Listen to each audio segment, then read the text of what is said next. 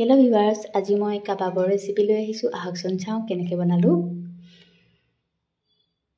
এই কাবাবকেইটা মোৰ খুব ধুনীয়া হৈছে, ক্ৰিস্পি কোমল একেবাৰে। চাওক এয়া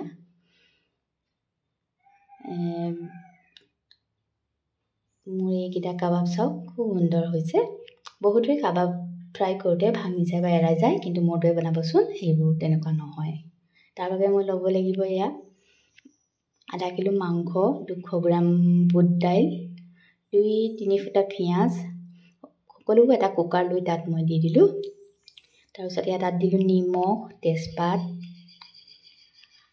হালধি গুড়া, নহৰু আদা বটা 2 চামুচ, আৰু অলপ তাতে পানী এড কৰি দিলোঁ, আৰু নেমু ৰস অলপ দিছোঁ। নেমু ৰস দিলে খুব সুন্দৰ হয় খাবলৈ।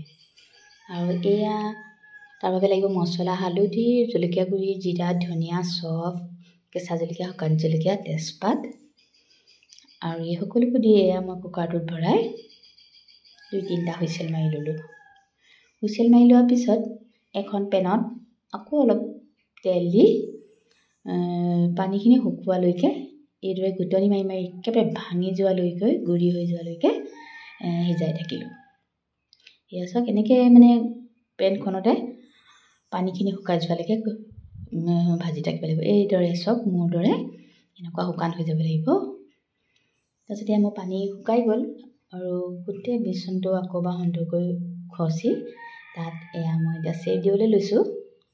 প্ৰথমতে এয়া মাংসখিনি লৈ প্ৰথমতে ঘূৰণীয়াকৈ কৰি ল'লোঁ। তাৰপিছত এয়া কাবাবৰ চেপ দিছোঁ। এইদৰে অলপ চেপেটাকৈ গোটেইখিনি যিমান মাংস লৈছোঁ গোটেইখিনি কাবাবৰ চেপ দি ল'লোঁ। এইটো চাওক ধুনীয়া হৈছে, এৰাইও যোৱা নাই, একেবাৰে জোখত হৈছে। আৰু এইটো চাওক ভাল হৈছেনে? তাৰপিছত এই সকলোখিনি মই এখন পেনত তেল অলপ গৰম কৰি ফ্ৰাই কৰি পেলাম।